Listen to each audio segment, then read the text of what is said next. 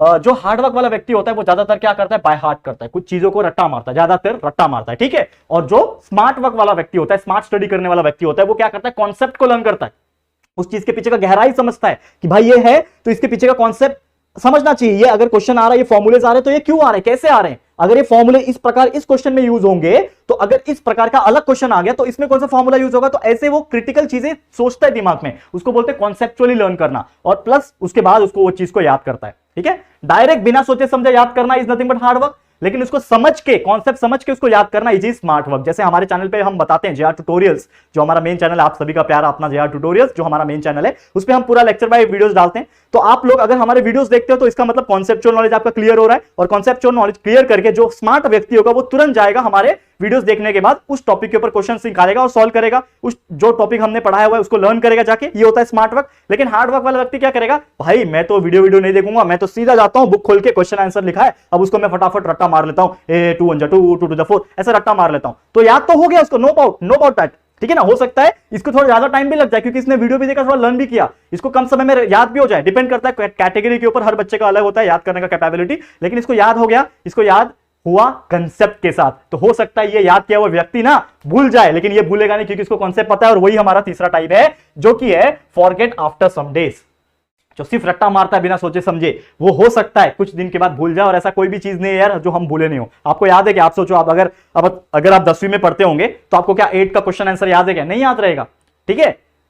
Question answer नहीं याद रहेगा। लेकिन आप यही बच्चे को, जो स्मार्ट वर्क वाला बच्चा है, उसको 8वीं का वो क्वेश्चन का आंसर पूछना, तो वो भले ही रटा आंसर नहीं बताएगा लेकिन उसका कॉन्सेप्ट बताएगा, हिंदी में बता देगा जरूर कि भाई ऐसा होता है, ठीक है ना, वो बता जरूर देगा क्योंकि उसका अभी तक उसको कॉन्सेप्ट पता है, तो उसने कॉन्सेप्ट पढ़ा है। मतलब जो हार्ड वर्क वाला व्यक्ति है वो भूल जाता है कुछ समय के बाद, लेकिन जो स्मार्ट तरीके से आप लोग जो पढ़ाई करते हो ना, हमारे अपने जेआर के बच्चे, वो रिमेंबर करते हैं उसको लॉन्ग समय तक, क्योंकि आपने कॉन्सेप्ट पढ़ा, कॉन्सेप्ट के बाद उसको याद भी किया, तो भले ही आपने याद किया वो भूल गया लेकिन कॉन्सेप्ट तो आपको पता है, क्योंकि कॉन्सेप्ट कभी भूला नहीं जा सकता। 2 1 2 2 2 4 होता है, ये बचपन में कॉन्सेप्ट पढ़ा था आपने, अभी तक याद है ना, सेम उसी प्रकार की चीजें होती है, ये कॉन्सेप्ट समझना। तो ये स्मार्ट वर्क वाले बच्चे ऐसे होते हैं। उसके बाद एक और चीज,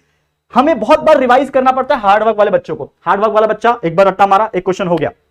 फिर उसको 2 दिन के बाद वापस से उसको याद करना पड़ता है, क्यों, भूल ना जाओ, फिर वापस से उसको जब एग्जाम आता है तो वापस से याद करना पड़ता है, क्यों, भूल ना जाओ, तो उसको मल्टीपल टाइम रिवीजन करना पड़ता है क्योंकि उसको सब चीज याद रखना होता है, मेमोराइज करना पड़ता है, क्योंकि उसको कंसेप्ट नहीं पता है, बस उसको याद करना है, वो चीजें पता है उसको, हाँ my name is this, my name is, जो भी रहेगा उसको याद करना है बस, लेकिन इस चीज को कंसेप्ट पता है, ये वाले बच्चों को कंसेप्ट पता है, तो उसको रिवीजन कम करना पड़ेगा जिससे उसका टाइम की बचत होगी, तो लेस रिवीजन करना पड़ेगा लेकिन मार्क्स अच्छे आएंगे। क्यों, क्योंकि अगर क्वेश्चन घुमा के पूछ लिया तो भले उसको याद किया वो नहीं आता था लेकिन उसको कॉन्सेप्ट आता था, तो कॉन्सेप्ट के भरोसे भी लिख के आएगा तो भी उसको मार्क्स मिलेंगे। लेकिन ये बच्चा अगर एग्जाम में भूल गया ना, स्टार्टिंग का 2 लाइन भी भूल गया ना, तो पूरा आंसर नहीं लिख पाएगा, ये बंदा पूरा का पूरा 0 मिलेगा। लेकिन ये बंदा अगर स्टार्टिंग का 2 लाइन भूल गया ना, तो उसको कॉन्सेप्ट पता है, तो कॉन्सेप्ट के बेस पे वो कुछ तो लिख के आएगा, 3 में से 2 तो मिलेगा लेकिन मिलेगा मार्क्स, ठीक है। तो यही एक इंपॉर्टेंट चीज होता है दोनों के डिफरेंस का, और उम्मीद करता हूं कि हमारे जो बच्चे हैं,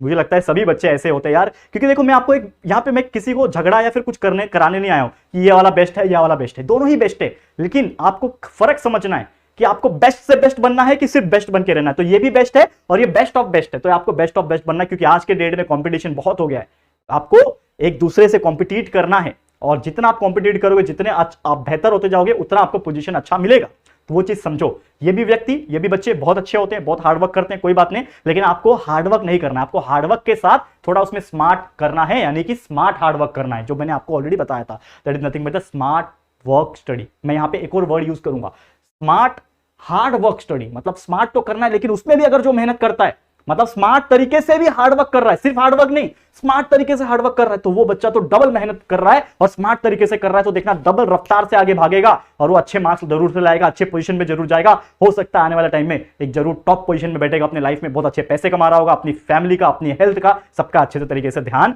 रख पा रहा होगा। यही इस पर्टिकुलर वीडियो की यहाँ पे समरी थी। क्लियर है, समझ में आ गया?